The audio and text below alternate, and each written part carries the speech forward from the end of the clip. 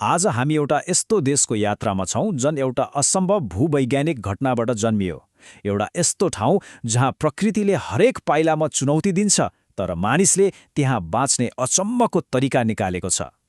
यो कथा आजभन्दा करिब 5 करोड वर्ष पहिले सुरु हुन्छ। सोच्नुहोस् त, जब भारतीय प्लेट एसियाली प्लेटसँग जोडले ठोकियो, त्यो टक्कर यति शक्तिशाली थियो कि त्यसले पृथ्वीको सतहलाई मोडेर आकाशतिर उठायो र हिमालयको जन्म भयो।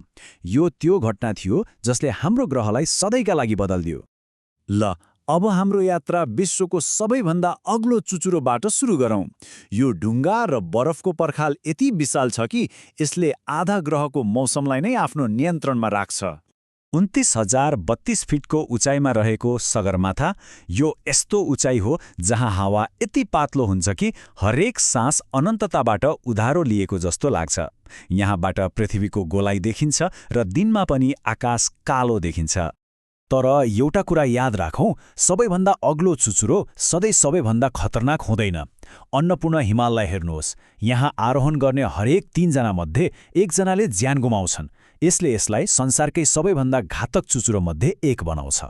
सगरमाथाको यात्रामा पहिलो ठूलो बाधा हो खुम्बु आइसफल। यो घरभन्दा ठूला बरफका ढिक्काहरूको निरन्तर खसिरहने भुलभुलैया हो। आरोहीहरूले एल्युमिनियमको भर्याङमा टेकेर गहिरा दरारहरू पार गर्नुपर्छ, जहाँ एउटा सानो गल्तीको मतलब मृत्यु हुन सक्छ। र त्योभन्दा माथि छ डेथ जोन, अर्थात् मृत्यु क्षेत्र। यहाँको कठोर वास्तविकतालाई रेम्बो भ्याली नामले चिनिन्छ।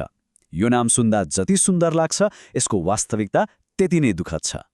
यहाँ कहिल्यै नफर्केका आरोहीहरूको चम्किलो रङ्गीन गियरहरूले हिमालले जे लिन्छ त्यो आफैसँग राख्छ भन्ने कुराको मौन प्रमाण दिन्छ। अब यो कठोर वातावरणको कुरा त भयो, तर यहाँ बस्ने मानिस र जीवजन्तुको के कुरा? उनीहरूले कसरी यस्तो प्रतिकूल ठाउँमा आफूलाई ढालेका छन्? यहाँ एउटा ठूलो प्रश्न उठ्छ, आखिर कसरी? एउटा यस्तो ठाउँ जहाँ धेरैजसो मानिसहरू बाँच्नै सक्दैनन्, त्यहाँ मानिसहरूले फस्टाउने बाटो कसरी भेट्टाए? अब आउने स्लाइडहरूमा हामी यही मानवीय सहनशीलताको जवाफ खोज्नेछौँ। यसको एउटा ठूलो जवाफ हो शेर्पा समुदाय। उनीहरू शारीरिक रूपमै उच्च उचाइका लागि बनेका छन्। उनीहरू बादल हेरेर मौसम बताउन सक्छन्, खतरनाक बाटोमा डोरी टाङ्न सक्छन् र जीवन मरणको निर्णय लिन सक्छन्। उनीहरूको यो कला र ज्ञान बिना धेरैजसो आरोहण असम्भव नै हुन्छ। र शेर्पाहरूको साथमा सधैँ हुन्छ उनीहरूको भर पर्दो साथी याक। उच्च उचाइका लागि पूर्ण रूपमा बनेको यो प्राणीले असम्भव देखिने भिरहरूमा पनि भारी बोकेर सामान पुर्याउँछ। यही उच्च हिमाली क्षेत्रमा प्राचीन रहस्य पनि लुकेको छ। मुस्ताङका यी आकाशे गुफाहरू कसले बनायो, किन बनायो? यी प्रश्नहरूको जवाफ आज पनि हावासँगै रहस्य बनेर घुमिरहेको छ। अब हिमालको उचाइबाट झरेर काठमाडौँ उपत्यकातिर लागौँ। यो एउटा यस्तो ठाउँ हो जहाँ भूकम्पको निरन्तर खतराका बीच पनि प्राचीन सहरहरू शताब्दीौँदेखि चमत्कारिक रूपमा टिकिरहेका छन्। काठमाडौँको वातावरण नै अनौठो छ। यहाँ मन्दिरको घन्टी गाडीको हर्नसँग मिसिन्छ, धूपको धुवाँ डिजलको धुवाँसँग उड्छ, जेलिएका तारहरूले मध्ययुगीन टोललाई वाइफाईसँग जोड्छन्। यो एक सङ्गठित अराजकता हो जहाँ प्राचीन र आधुनिक एकसाथ सास फेर्छन्। धरहरा टावरको कथाले यो उपत्यकाको चरित्रलाई देखाउँछ। 150 वर्षसम्म सहरको प्रतीक बनेको धरहरा 2015 को भूकम्पमा क्षणभरमै ढल्यो, तर यो फेरि बन्यो पहिलेभन्दा अग्लो भएर, जुन यहाँको कहिल्यै हार नमान्ने भावनाको प्रमाण हो। नेपालको अर्को एउटा अनौठो पहिचान हो यसको झण्डा। संसारको एकमात्र यस्तो राष्ट्रिय झण्डा जुन आयताकार छैन। यसको 2 त्रिकोणले हिमालयका चुचुराहरू र देशका 2 प्रमुख धर्म, हिन्दू र बौद्ध धर्मको प्रतीक मानिन्छ। पशुपतिनाथ मन्दिरमा जीवन र मृत्युको चक्र 24 घण्टा आँखा अगाडि चलिरहेको हुन्छ। यहाँ ढुङ्गाका घाटहरूमा दाह संस्कारको आगो कहिल्यै निप्दैन र बागमती नदीले खरानीलाई मुक्तितर्फ लैजान्छ।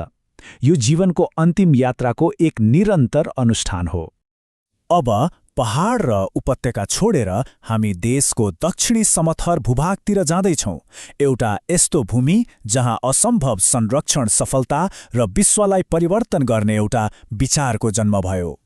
नेपालले संरक्षणको क्षेत्रमा एउटा असम्भव जस्तै लाग्ने सफलता हासिल गरेको छ।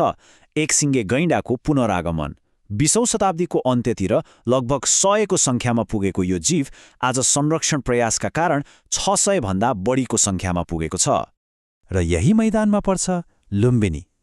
यो एउटा ठाउँ मात्र होइन, यो बुद्धप्रतिको भक्तिको एक विशाल अन्तर्राष्ट्रिय क्षेत्र हो, जहाँ संसारभरका देशहरूले ती व्यक्तिको सम्मानमा स्मारक बनाएका छन् जसले विजयभन्दा करुणाको बाटो रोजे। यहाँ हरेक देशले आफ्नै शैलीमा बुद्धप्रति सम्मान प्रकट गर्छ, जस्तै म्यानमारको यो सुनौलो शिखर भएको मन्दिर, अनि थाइल्याण्डको यो ज्यामितीय पूर्णता र सुन्दरता झल्काउने वास्तुकला, र कम्बोडियाको यो अङ्कोर प्रेरित मन्दिर। यो विविधताले नै बौद्ध धर्मको विशाल सांस्कृतिक पहुँच र कलात्मकता देखाउँछ। र अन्तमा लुम्बिनीको सबैभन्दा गहिरो सन्देश सायद यही हो। यो एउटा यस्तो दर्शनको उद्गम स्थल हो जुन तरवार नउठाई आधा संसारमा फैलियो।